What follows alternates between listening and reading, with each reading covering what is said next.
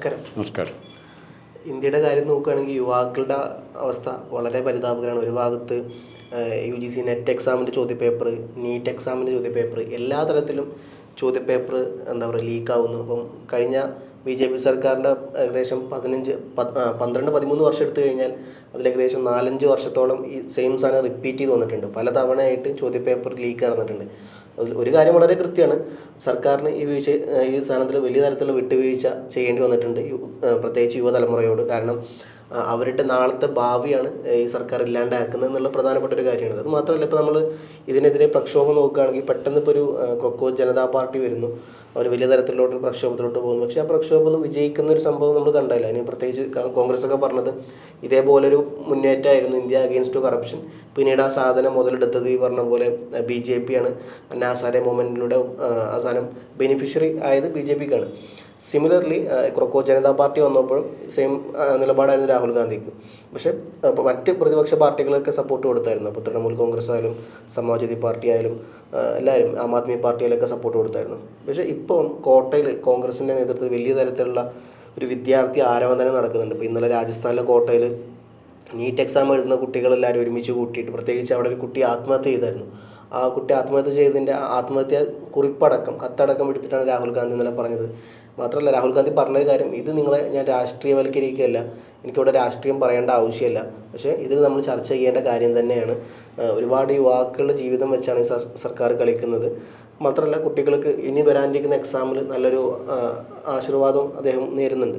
അപ്പം എന്താണ് നിലവിൽ ഇപ്പോൾ ഈ സാധനം നടക്കുന്നത് എന്നുള്ളത് നമ്മൾ കേരളത്തോട്ട് നോക്കുമ്പോൾ, കേരളം പ്രത്യേകിച്ച് ഈ വിഷയത്തിലൊന്നും വല്ലാണ്ട് ഒന്നും പറയുന്നില്ല. അതിനർത്ഥം നമ്മളിൽ നീറ്റ് എഴുതുന്ന കുട്ടികളില്ല എന്നല്ല, ഒരുപാട് കുട്ടികളുണ്ട്. പക്ഷേ പലപ്പോഴും എനിക്ക് തോന്നിയിട്ടുണ്ട്, ഈ സമരരംഗത്തൊക്കെ കേരളത്തിലെ വിദ്യാർത്ഥികൾ വല്ലാണ്ട് അലസത കാണിക്കുന്നുണ്ടോ, അല്ലെങ്കിൽ പ്രക്ഷോഭത്തിൽ ഇത്തരത്തിലുള്ള അവരെ ബാധിക്കുന്ന വിഷയത്തിൽ പോലും അവർ വല്ലാണ്ട് സൈലൻ്റ് ആകുന്നുണ്ട്. എല്ലാവരും സോഷ്യൽ മീഡിയയിലൂടെ മാത്രം ഒരു റവല്യൂഷണറി അല്ലെങ്കിൽ ഒരു വിപ്ലവം നടത്തുന്ന പല തലമുറയായി മാറിയിട്ട് എങ്ങനെയൊരു വിഷയത്തെ കാണുന്നു? നമ്മൾ തമാശനാണെങ്കിലും പറയാറുണ്ട്, പിണറായി വിജയനെ കളിയാക്കി പറയാറുണ്ട്, കോട്ടിട്ട മോഡി എന്ന് പറയാറുണ്ട്. ഇവിടെ കാണേണ്ടത് JNU, ഡൽഹി യൂണിവേഴ്സിറ്റി, അതുപോലുള്ള തലസ്ഥാന നഗരിയിലെയും ചുറ്റു പ്രദേശങ്ങളിലെയും യൂണിവേഴ്സിറ്റികളിലെല്ലാം SFIക്ക് അല്ലെ ഇടതുപക്ഷ വിദ്യാർത്ഥി സംഘടനകൾക്ക് നിർണായകമായ സ്വാധീനമുണ്ട്. പല കാര്യങ്ങൾക്കും അവർ സമരരംഗത്ത് സജീവമായി വരികയും കുറച്ചൊക്കെ അവർ വിജയിക്കുകയും ചെയ്തിട്ടുണ്ട്.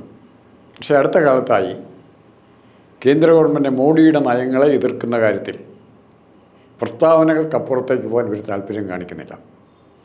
അപ്പോൾ അതിൻ്റെ കാരണം നമുക്ക് അന്വേഷിക്കുമ്പോൾ കണ്ടെത്തുന്നത്, മോഡി ഭരണകൂടത്തെ ഉപയോഗിച്ചുകൊണ്ട് രാഷ്ട്രീയ പാർട്ടികളെയല്ല, കറപ്റ്റായ പാർട്ടികളിലെ നേതാക്കന്മാരെ, ഇപ്പോൾ കോൺഗ്രസിൽ ചിദംബരം കാണും, വാദ്ര കാണും, അങ്ങനെയുള്ളവർ കാണും, തമിഴ്നാട്ടിൽ അവരെല്ലാം കാണും, എല്ലാവരും കാണും, ഒരുപക്ഷെ കുടുംബം മൊത്തം കാണും, ബംഗാളിൽ മമത, അഭിഷേക് ബാനർജി, ഇവരുടെ പേരെല്ലാം വരുന്നുണ്ട്. അപ്പോൾ ഇങ്ങനെ ഓരോ രംഗത്തും കറപ്റ്റായ നേതാക്കന്മാരെ EDയുടെ സ്കാനറിൽ നിർത്തിക്കൊണ്ട് നാളെ നിങ്ങളുടെ വീടുകളിലേക്കും ED കടന്നു വരികയും നിങ്ങളെ അറസ്റ്റ് ചെയ്യുകയും ചെയ്യാവുന്നൊരു ഭീഷണിപ്പെടുത്തിക്കൊണ്ട് രാഷ്ട്രീയ പാർട്ടികളെ, നേതാക്കന്മാരെ നിയന്ത്രിച്ച് ഇത്തരം സമരങ്ങളെ അവർ ഇല്ലാതാക്കുകയാണ്. സ്വതന്ത്രമായി ഇപ്പം കോക്രോച്ച് പാർട്ടി വന്നു, അവർക്ക് കമ്മിറ്റ്മെൻറ്റിലൂടെ പാർട്ടി കമ്മിറ്റ്മെൻ്റ് ഇല്ല, അവർക്ക് ധൈര്യമായി സമരം ചെയ്യാൻ പറ്റി. ആം ആദ്മി വന്നു, ആം ആദ്മിയുടെ ആദ്യ കാലഘട്ടത്തിൽ അവർക്കെതിരായുമ്പോൾ യാതൊരു ചാർജും എടുക്കാൻ പറ്റില്ല, അവർക്ക് അതുകൊണ്ട് ജനങ്ങളെ സംഘടിപ്പിച്ച് മുന്നേറാൻ പറ്റി. അത് കേരളത്തിൽ ഏറെക്കുറെ സമാനമായ സാഹചര്യമായിരുന്നു. ഇനി പരീക്ഷയുടെ നടത്തിപ്പിൻ്റെ കാര്യം എടുത്താൽ കേരളത്തിൽ ഇപ്പോൾ നമുക്കാർക്കും PhD നേടിയത് ഇത്രയും പേരുണ്ട്. CPMൻ്റെ രാജ്യസഭാ മെമ്പർ ഇദ്ദേഹമുണ്ട്, ആരാ, റഹീമുണ്ട്, ഏറ്റവും അറിയപ്പെടുന്ന CPMൻ്റെ ഇപ്പോഴത്തെ ബുദ്ധിജീവി എന്ന് പറയുന്ന സുനിൽ പിള്ളയുടെയുണ്ട്. ഇവരുടെയൊക്കെ PhD റെക്കോർഡ് പോലും, PhD പരീക്ഷ അല്ലെ അവർക്ക് കിട്ടിയിരിക്കുന്ന റിസർച്ച് സ്കോളർഷിപ്പുകളെ പോലും സംശയാസ്പദമായി കാണുന്ന സാഹചര്യമുണ്ട്. പിന്നെ നിയമനങ്ങൾ, ഇപ്പോൾ ഇവിടെ SFIയുടെ ഒരു നേതാവിനെ മഹാരാജാസ് കോളേജിൽ നിയമിച്ചു. ആർഷോയ്ക്ക് എങ്ങനെ അഡ്മിഷൻ കൊടുത്തു? പഠിക്കാത്ത കോഴ്സിനെ, ജയിക്കാത്ത പരീക്ഷയ്ക്ക് പേരിൽ ഇവിടെ ഒരു പ്രിൻസിപ്പൾ അഡ്മിഷൻ കൊടുക്കുകയത്. ആ പ്രിൻസിപ്പൾ എന്നിട്ട് യൂണിവേഴ്സിറ്റിയെ കള്ളത്തരത്തിൽ അറിയിക്കുകയും ചെയ്തു. ഇത്രയെല്ലാം ഉണ്ടായിട്ട് ഒരു നടപടി ഉണ്ടാകുന്നില്ല, വിദ്യാർത്ഥികളിൽ നിന്നൊരു പ്രതിഷേധം ഉണ്ടാകുന്നില്ല. അപ്പോൾ ഇത്തരം സാഹചര്യങ്ങൾ വിദ്യാർത്ഥി നേതാക്കളെയും കറപ്റ്റാക്കിയല്ല, അവരുടെ താല്പര്യങ്ങളുടെ സംരക്ഷിച്ചുകൊണ്ട് യുവതലമുറയെ മൊത്തം വന്ധ്യംകരിക്കാനുള്ള കോൺട്രാക്റ്റ് ഏറ്റെടുത്ത ആളാണ് മോഡി. അതാണ് എൻ്റെ വീക്ഷണം.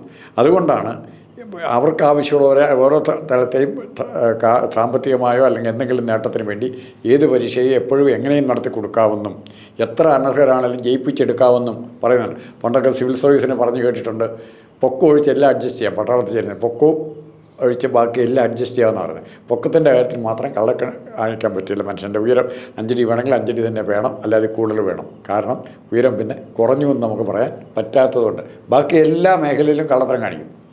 അതാണ് നമ്മുടെ ചുറ്റുവട്ടം. പിന്നെ ഇപ്പോൾ രാജസ്ഥാനിനകത്ത് പ്രത്യേകത എന്ന് പറഞ്ഞാൽ സാധാരണ മറ്റു തരത്തിൽ ദേശീയ രാഷ്ട്രീയത്തിലധികം പ്രക്ഷോഭങ്ങളോ സമരങ്ങളോ കാർഷിക സമരം ഉണ്ടായപ്പോൾ ഉണ്ടായി, അതല്ലാതെ ഉണ്ടായില്ല. കോൺഗ്രസിൻ്റെ ഒരു ഉരുക്ക് കോട്ടയായിരുന്നു. അപ്പോൾ അശോക് ഗെഹ്ലോട്ടിനെ മുഖ്യമന്ത്രിയാക്കാനുള്ള ഹൈക്കമാൻഡിൻ്റെ വാശി കാരണം രാജസ്ഥാൻ ഒരുപക്ഷെ കൈവിട്ടു പോയെന്ന് തന്നെ പറയാം. പൈലറ്റോ സച്ചിൻ പൈലറ്റോ ആരെങ്കിലും അതിന് വ്യത്യാസം വരുമായിരുന്നു. പക്ഷേ കോൺഗ്രസ് ഈ ഹൈക്കമാൻഡ് രാഷ്ട്രീയം കളിച്ച് നശിപ്പിച്ച ഒരു സ്റ്റേറ്റാണ്. അപ്പോൾ അവിടെ വീണ്ടും ഉയർത്തെഴുന്നേൽക്കാണ്. ഈ സമരത്തിന് ഇപ്പോൾ കോൺഗ്രസ്സാണ് നേതൃത്വം കൊടുക്കുന്നത്. യുവജനങ്ങളെയും വിദ്യാർത്ഥികളെയും സംഘടിപ്പിക്കുന്ന നീക്കം രാഹുൽ ഗാന്ധിയുടെ വിജയിച്ചാൽ ഒരു ലക്ഷ്യം വെച്ചുള്ള സമരമാണ്. ഭാരത് ജോഡോ യാത്ര പൊതു ലക്ഷ്യങ്ങളാണ്. ഇത് സ്പെസിഫിക്കായിട്ടൊരു ലക്ഷ്യം വെച്ച് നടത്തുന്ന സമരം സംഘടിപ്പിക്കാൻ എളുപ്പമുണ്ട്, അതിനൊരു പരിസമാപ്തി ഉണ്ടാകാൻ എളുപ്പമുണ്ട്. അതൊരു നല്ല പരിസമാപ്തിയിലേക്ക് എത്തിക്കാൻ രാഹുൽ ഗാന്ധിക്ക് പറ്റിയാൽ, ഈ വിദ്യാർത്ഥി പ്രക്ഷോഭത്തിന് പറ്റിയാൽ, മുൻകാലങ്ങളിൽ ആം ആദ്മിയുടെ കെയർ ഓഫിലോ അല്ലെങ്കിൽ തൃണമൂലിൻ്റെ കെയർ ഓഫിലേക്കാണ് പിള്ളേർ സമരം ചെയ്യാൻ വന്നിരുന്നത്. ഇപ്പോൾ കോൺഗ്രസിൻ്റെ നേതൃത്വത്തിൽ വ്യാപകമായ ദേശവ്യാപകമായ സമരം നടത്താൻ തയ്യാറായാൽ കേരളത്തിലെ ആരെങ്കിലും മന്ത്രിമാരെ ഉണ്ടാക്കലല്ല ഹൈക്കമാൻഡിൻ്റെ മൊത്തത്തിലുള്ള ജോലിയെന്നും ജനങ്ങളെ സംഘടിപ്പിക്കലാണ് ജോലിയെന്നും മനസ്സിലാക്കി അത് ആ രീതിയിൽ പ്രവർത്തിക്കാൻ തയ്യാറായാൽ ഉറപ്പായിട്ടും കോൺഗ്രസ്സിന് വരാനിരിക്കുന്ന തലമുറയിൽ വരാനിരിക്കുന്ന തെരഞ്ഞെടുപ്പുകളിൽ നിർണായകമായ സ്വാധീനം ചെലുത്താൻ പറ്റും. നമ്മളിപ്പോൾ നോക്കുകയാണെന്നുണ്ടെങ്കിൽ തന്നെ ഇതിപ്പോൾ ചോദ്യപേപ്പർ ചോദിച്ച് ഒന്നും നല്ല തുടങ്ങിയതല്ല, ഇതിന് മുമ്പ് പലവട്ടം ഉണ്ടായിട്ടുണ്ട്. പക്ഷേ അന്നൊന്നും ഈ പറയപ്പെട്ട പോലെ കോൺഗ്രസ് രംഗത്ത് വന്നിട്ടില്ല. അന്നൊക്കെ ഈ കോൺഗ്രസ് എന്താ ഉറങ്ങിക്കിടക്കായിരുന്നു. അല്ല, കോൺഗ്രസ് ഉറങ്ങിക്കിടക്കാനാണ്. ഇവിടെ ഏറ്റവും ഇപ്പോൾ വന്നിരിക്കുന്ന കോട്ട എന്ന് പറഞ്ഞ സ്ഥലം, രാജസ്ഥാനിലെ കോട്ട പല കാര്യത്തിലും ഫേമസ് ആണ് ആ സ്ഥലം.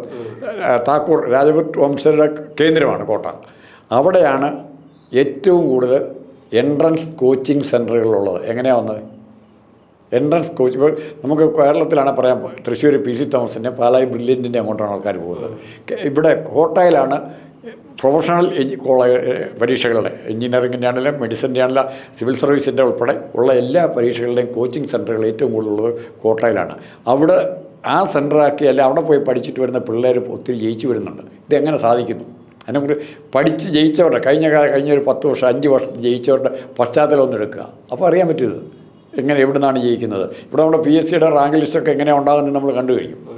യൂണിവേഴ്സിറ്റി പരീക്ഷകൾ എങ്ങനെ നടക്കുന്നത് നമ്മൾ കണ്ടു കഴിഞ്ഞു. അപ്പോൾ അതേ സ്റ്റൈല് വ്യാപകമായി ഇത് ഭയങ്കരമായ പൈസ കൊണ്ട് മേടിച്ചോണ്ടാണ്. ഇവിടെ സഖാക്കൾ തമ്മിൽ അങ്ങോട്ടും ഇങ്ങോട്ടും സഹായിച്ചുള്ള പരീക്ഷ വിജയമുള്ളൂ, കാശ് മേടിച്ചോണ്ടുള്ളതല്ല.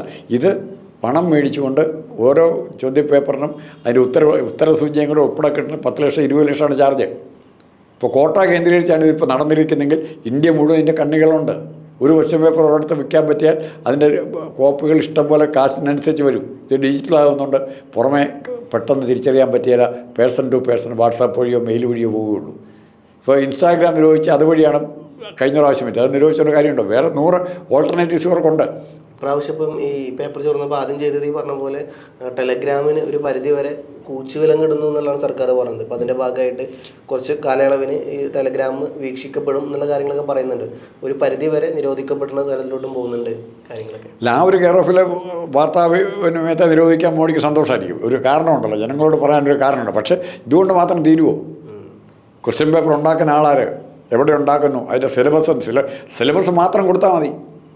സിലബസ് മാത്രം ഇന്ന ടോപ്പിക്കിൽ നിന്നാണ് കൂടുതൽ ചോദ്യങ്ങൾ വരുന്നതെന്നുള്ള വിവരം മാത്രം കിട്ടിയാൽ ജയിക്കാൻ കഴിവുള്ള പിള്ളേരുണ്ടെന്നേ.